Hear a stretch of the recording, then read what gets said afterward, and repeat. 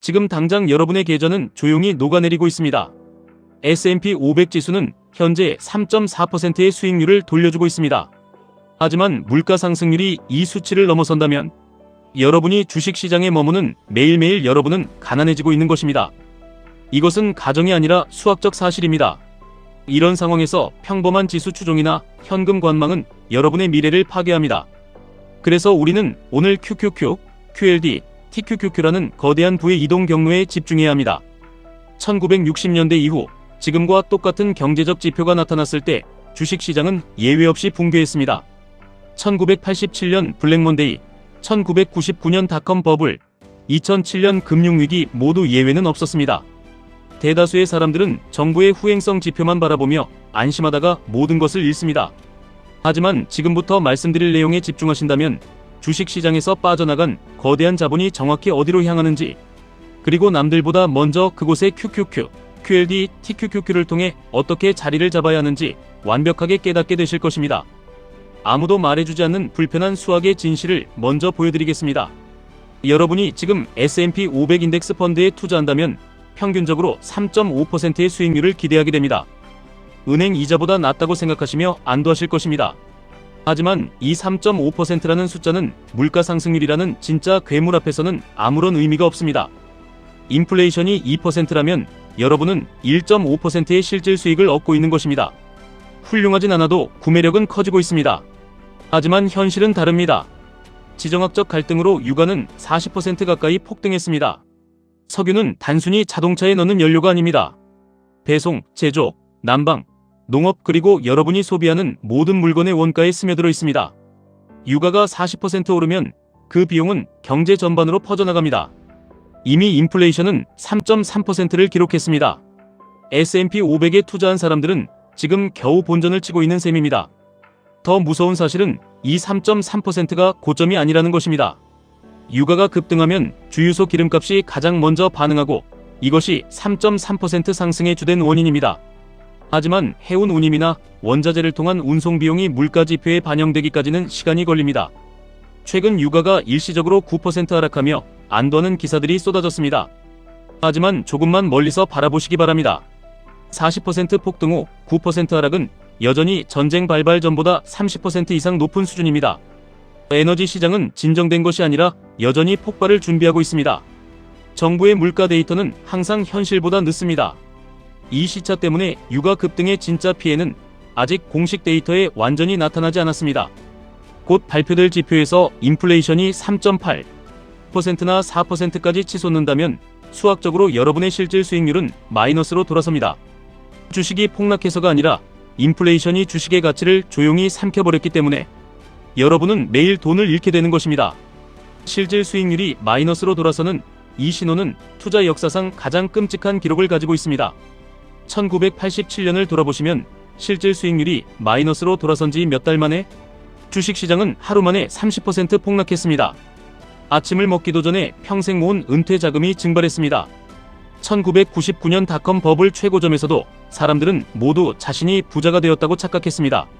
그리고 나스닥은 2년 반 동안 78%의 가치를 잃었습니다. 2007년에도 마찬가지였습니다. 부동산은 안전해 보였고 경제는 튼튼해 보였지만 6개월 후 금융위기는 S&P 500을 57%나 폭락시켰고 글로벌 은행 시스템을 붕괴 직전까지 몰고 갔습니다. 1960년대 이후 이 신호가 나타날 때마다 하락장은 어김없이 찾아왔고 단 하나의 예외도 없었습니다. 그리고 지금 그 신호가 다시 켜지기 직전입니다. 이 시점에서 사람들은 보통 두 가지 치명적인 실수를 저지릅니다. 첫째는 시장은 항상 회복된다고 스스로를 위로하며 그대로 버티는 것입니다. S&P 500에 돈을 묶어둔 채 3.5% 수익을 얻는 동안 4%의 인플레이션이 계좌를 갉아먹습니다. 화면 속 숫자는 약간 오를지 몰라도 막상 돈이 필요할 때 그 돈으로 살 수 있는 것은 줄어듭니다. 보이지 않는 붕괴가 먼저 일어나고 그 후에 시장이 현실을 반영하며 눈에 보이는 폭락이 찾아옵니다. 여러분은 제자리 걸음을 하는 것이 아니라 언제 열릴지 모르는 함정문 위에 서 있는 것입니다. 둘째는 시장이 진정될 때까지 현금을 들고 관망하는 것입니다. 그들은 안전하다고 느끼겠지만 4%의 인플레이션 환경에서 현금은 그저 조금 더 천천히 타들어가는 쓰레기일 뿐입니다. 가장 큰 문제는 현금을 쥐고 있는 동안 이 환경에서 유일하게 의미 있는 거대한 부의 이동을 놓친다는 것입니다. 시장이 폭락할 때 돈은 절대 허공으로 사라지지 않습니다. 돈은 그저 다른 곳으로 이동할 뿐입니다. 지금 투자자가 던져야 할 유일한 질문은 주식을 팔아야 할까가 아니라 돈이 어디로 가고 있는가입니다. 역사적으로 인플레이션 시기마다 돈은 만질 수 있고 태울 수 있는 실물 자산으로 이동했습니다. 에너지 인프라, 구리 같은 원자재가 주목받는 이유입니다. 그런데 여기서 우리는 한 단계 더 깊이 들어가야 합니다. 이 원자재와 에너지 인프라의 폭발적인 수요를 만들어내는 근본적인 원인이 무엇인지 파악해야 합니다. 그것은 바로 인공지능 혁명입니다. 글로벌 데이터 센터의 전력 수요는 2030년까지 2배 이상 증가할 것입니다. 마이크로소프트, 구글, 아마존 같은 기업들이 지난 2년 동안 원자력 에너지에 천문학적인 투자를 단행한 이유도 거대한 인공지능이 필요로 하는 막대한 전력을 감당하기 위해서입니다. 돈이 에너지와 인프라로 향하는 것은 맞습니다. 하지만 그 거대한 자본의 흐름을 지휘하고 궁극적인 부를 독식하는 곳은 바로 저 혁명을 이끄는 빅테크 기업들입니다. 그들이 바로 나스닥 100 지수 즉 QQQ를 지배하는 기업들입니다. 전통적인 주식들이 인플레이션의 무게에 짓눌려 수익성을 잃어갈 때 무한한 확장성과 가격 결정력을 가진 QQQ의 기술 기업들은 오히려 인플레이션을 자신들의 이익으로 치환합니다. 에너지가 부족해지고 구리 가격이 치솟는 본질적인 이유는 QQQ의 기업들이 세상을 재창조하고 있기 때문입니다. 그렇다면 인플레이션이 4%를 넘어가는 이 잔혹한 시대에 우리의 자산을 방어하고 폭발적으로 증식시킬 수 있는 유일한 대안을 생각해 보아야 합니다. 3.5%의 평범한 수익률로는 절대 물가를 이길 수 없습니다. 우리에게는 가속도가 필요합니다. 바로 여기서 QLD와 TQQQ라는 레버리지 투자가 단순한 선택이 아닌 생존을 위한 필수 전략이 되는 것입니다. 사람들은 레버리지 투자를 위험하다고 말하며 변동성이 크기 때문에 도박과 같다고 비난하기도 합니다. 하지만 진정한 위험은 레버리지가 아니라 당신의 돈이 물가 상승률을 따라가지 못해 서서히 녹아내리는 것을 방치하는 것입니다. QQQ가 안정적인 우상향의 기반을 다져준다면 QLD는 2배의 속도로 잃어버린 구매력을 복구하고 경제적 자유를 앞당깁니다.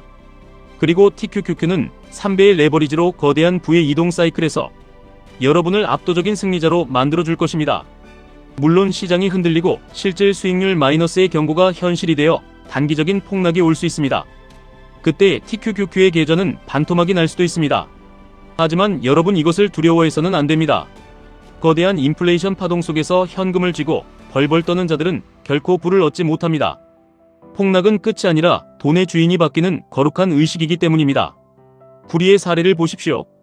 구리는 인공지능과 전동화의 척추와 같아서 수요는 앞으로 10년 동안 수직 상승할 것입니다. 하지만 역사적으로 금 대비 구리의 상대적 가격은 지금 가장 낮은 수준에 머물러 있습니다. 경제학에서 말하는 평균 회귀의 법칙에 따라 구리 가격이 정상화될 때 엄청난 상승이 일어날 것입니다. 이와 마찬가지로 QQQ, QLD, TQQQ 역시 단기적인 것이 경제의 충격으로 인해 본질적인 가치보다 심각하게 저평가되는 구간이 반드시 옵니다. 그때가 바로 세대를 뛰어넘는 부를 거머쥘 수 있는 유일한 기회입니다. 폭락장에서 남들이 공포에 질려 시장을 떠날 때 여러분은 인플레이션을 뚫고 나갈 유일한 무기인 QQQ의 본질을 믿고 QLD와 TQQQ의 비중을 과감하게 늘려야 합니다. 성경의 지혜처럼 시련은 인내를 낳고 인내는 연단을 낳으며 연단은 소망을 이룹니다. 투자에서도 이 진리는 정확히 통용됩니다. 변동성이라는 시련을 견디지 못하면 초과 수익이라는 소망은 이룰 수 없습니다. 시장이 항상 우상향한다고 맹신하며 아무것도 하지 않는 사람이나 공포에 질려 현금만 끌어안고 있는 사람 모두 2026년이 되었을 때 뼈저린 후회를 하게 될 것입니다. 인플레이션이 오르고 전통적인 주식들이 힘을 잃는 세계에서 돈은 반드시 어디론가 이동합니다. 그 돈은 고통을 유발하는 바로 그 힘인 기술과 에너지의 결합점, 즉 QQQ를 구성하는 압도적인 기업들로 흘러들어갑니다. 천재가 될 필요는 없습니다. 내부 정보도 필요 없습니다. 그저 시장의 대중들이 이 불편한 수학의 진실을 깨닫기 전에 여러분이 먼저 원리를 구조하여 이해하고 행동하면 됩니다. 물가는 오르고 당신의 월급은 제자리입니다. 가만히 숨만 쉬어도 돈이 사라지는 시대입니다. 평범한 투자로는 절대 이 늪을 빠져나갈 수 없습니다. 시장이 당신을 속이려 할 때, 후행성 지표가 당신의 눈을 가릴 때 오직 수학적 진실과 자본의 흐름만을 믿으셔야 합니다. S&P 500의 함정에서 벗어나 혁명의 중심부로 들어오십시오. QQQ로 기초를 단단하게 다지고 QLD와 TQQQ로 부의 가속 페달을 힘껏 밟으십시오. 단기적인 하락의 고통을 피하지 마시고 즐기십시오. 그것은 시장이 여러분에게 부자가 될 자격이 있는지 묻는 연단의 과정일 뿐입니다. 그 과정을 통과한 사람만이 인플레이션이 만든 거대한 파도를 타고 경제적 자유라는 기적에 도달할 수 있습니다.